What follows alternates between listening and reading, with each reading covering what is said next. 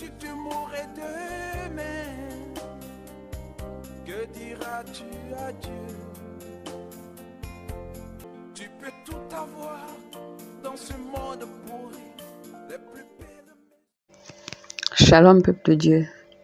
Aujourd'hui encore, nous sommes au 14 mars 2023 et je viens vous transmettre la révélation sur les faux humains. Ça parle des faux humains. Et cette révélation date du mois de février. Il y a une de nos sœurs qui était tombée malade. Et donc, on a mis en prière, on a prié pour elle et ensuite, on est allé donc lui prendre quelques produits pharmaceutiques. Et dans les notices de certains de ces produits pharmaceutiques, il y a un détail qui a attiré mon attention en fait, parce que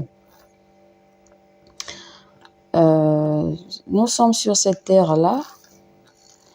Il y a deux espèces d'êtres humains sur la terre. Il y a les vrais humains qui sont la descendance d'Adam, donc les adamiques, ceux qui sont constitués de corps, d'âme et d'esprit, que Dieu lui-même a créé de ses mains pour le glorifier, pour le représenter sur la terre. Ces gens sont tripartites. Ils ont l'esprit, l'âme et le corps. Et il y a les faux humains.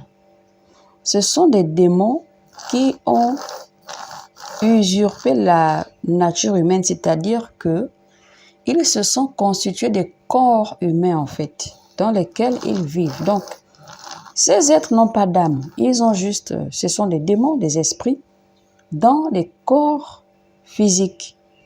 Ce n'est pas que c'est quelqu'un qui est possédé, c'est-à-dire, je ne veux pas dire que c'est une personne tripartite qui a par exemple l'esprit, l'âme et le corps qui est possédé d'un démon. Non, ce n'est pas ce que je dis. Je dis bien un faux humain, c'est un être sans âme, un démon enveloppé de chair humaine. Voilà, c'est ce qu'on appelle un faux humain. Et ces genres d'espèces-là sont nombreux. Il y a plusieurs types. Ils sont vraiment répandus sur toute l'étendue du monde entier, je veux dire ça comme ça, et de plusieurs catégories en fait. Mais toujours dissimulés sous la forme humaine. Vous pouvez le toucher, vous pouvez le palper, vous pouvez le voir physiquement. Ils sont différents. Bon, la différence entre eux et les démons qu'on ne peut pas voir physiquement, qui sont spirituels, c'est juste la chair en fait. Et il y en a qui sont là depuis des générations.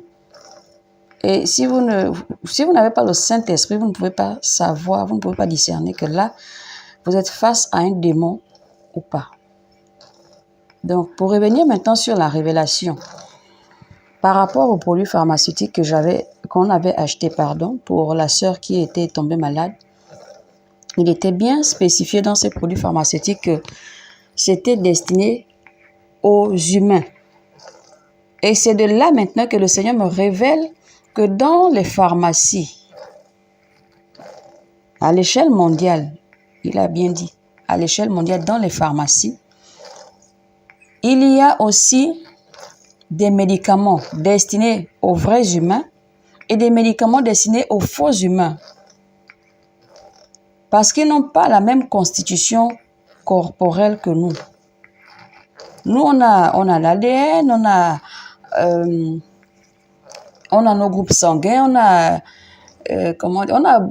tout ce qui nous a donné, en fait, qui fait de nous ce que nous sommes. Mais eux, en fait, c'est comme vous voyez un peu des copies. Ils se sont constitués de chair humaine, c'est vrai, mais c'est pas le Seigneur qui les a formés de ses mains, en fait.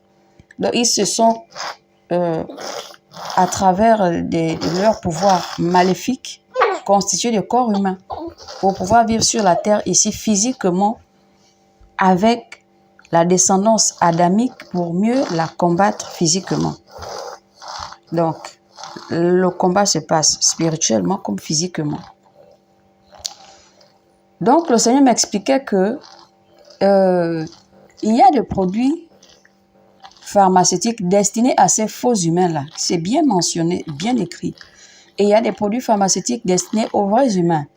Et les produits pharmaceutiques destinés aux faux humains, lorsque un faux humain, par exemple, simule une maladie, il va en pharmacie. Il y a aussi, il sait dans quelle pharmacie se rendre, parce qu'il y a aussi dans ces pharmacies des faux humains qui vont le servir par rapport à ce qu'il ressent. Dans les produits qu'on va lui servir, ça fera partie des catégories des produits pharmaceutiques destinés aux faux humains, qui pourra le requinquer, s'il faut dire ça comme ça, par rapport à la maladie qu'il simule. Maintenant, lorsque c'est un vrai humain qui est par exemple, qui nécessite un produit pharmaceutique, lorsqu'il se rend à la pharmacie, si cet humain n'a pas d'abord prié au préalable avant de se rendre en pharmacie pour que le Seigneur lui dispose un produit qui pourra l'aider, ces faux humains-là vont lui donner un produit qui va le détruire en fait. Un de leurs produits, je veux dire, un produit destiné aux faux humains. Donc, ce produit-là va détruire le vrai humain parce que ce n'est pas destiné pour lui, parce que ça n'a pas de... ces produits n'ont pas de constituants qui vont dans le sens de ramener la santé de la personne, en fait. Parce que ce n'est pas prédestiné pour les vrais humains, c'est destiné pour les faux humains. Et étant donné qu'on n'a pas les mêmes constitutions corporelles, selon la volonté du Seigneur, ça va forcément détruire ce vrai humain. Et le Seigneur m'expliquait encore une autre chose, c'est que ces faux humains-là, lorsque nous, les humains, on se rend en pharmacie, s'ils veulent, ils vont d'abord voir si la personne n'a pas le Seigneur. Ils vont, au lieu de vendre les produits pharmaceutiques destinés aux vrais humains, ils vont leur vendre les produits pharmaceutiques qui leur est destiné pour détruire les humains, alors que il y a deux catégories de produits pharmaceutiques dans les pharmacies. Il y a ceux prédestinés aux faux humains, ceux prédestinés aux vrais humains. Et cela, c'est depuis l'origine dans les laboratoires qui le fabriquent. Voilà. Donc, malheureusement, ils sont nos voisins, nous sommes là sur cette terre, on est confondus avec eux. Et c'est la triste réalité que beaucoup ne savent pas. Donc, voilà ce que j'avais à partager encore aujourd'hui avec vous. Maintenant, concernant les produits pharmaceutiques destinés aux vrais humains, lorsque un faux humain prend ces produits-là, ça le ressource en fait. Ça ne fait que le ressourcer, parce que au contraire, ça le ressource, ça le ramène même encore plus de vitalité. C'est comme, comment dire ça? C'est comme un remontant en fait. C'est comme un remontant, ça booste en fait, ça les booste encore davantage.